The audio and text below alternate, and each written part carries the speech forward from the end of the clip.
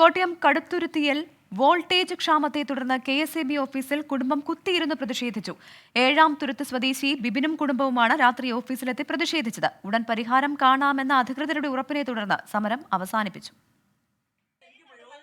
കഴിഞ്ഞ 6 മാസമായി വോൾട്ടേജ് ഇല്ലാതെ വലയുകയായിരുന്നു എഴുമാത്തുരുത്ത് സ്വദേശി ബിബിനും കുടുംബവും. ഓക്സിജൻ സപ്പോർട്ട് വേണ്ട പിതാവടക്കം അനുഭവിച്ചത് തീരാ ദുരിതം. പലതവണ പരാതിപ്പെട്ടിട്ടും നടപടിയില്ലാതെ വന്നതോടെയായിരുന്നു പ്രതിഷേധം. നിങ്ങളുടെ വീടിനാണെങ്കിൽ നിങ്ങൾ എന്ത് ചെയ്യും? ഈ 6 മാസം 120 ദിവസമായി പാടം അരി അരിക്കാൻ പറ്റില്ല, മുളകടിക്കാൻ പറ്റില്ല, ഒരു മൊബൈൽ ചാർജ് പേടിച്ചിട്ട് ചാർജ് ചെയ്യാൻ പറ്റില്ല. 10,000 രൂപ സാധനമല്ല പോകുന്നത്. പായ വിരിച്ച് ഓഫീസിനുള്ളിൽ കുത്തിയിരുന്ന കുടുംബം പരിഹാരം കാണാതെ തിരികെ പോകില്ലെന്ന നിലപാടിൽ ഉറച്ചുനിന്നു. അനുനയത്തിന് കുടുംബം വഴങ്ങില്ലെന്ന് ബോധ്യപ്പെട്ടതോടെ ഉടൻ പ്രശ്നം പരിഹരിക്കാമെന്ന് അധികൃതർ ഉറപ്പു നൽകി. ഇതോടെ പ്രതിഷേധം അവസാനിപ്പിച്ച് കുടുംബം മടങ്ങി. കോപ്പർ ലൈൻ ആയതാണ് വോൾട്ടേജ് കുറയാൻ കാരണമെന്നാണ് KSEBയുടെ വിശദീകരണം.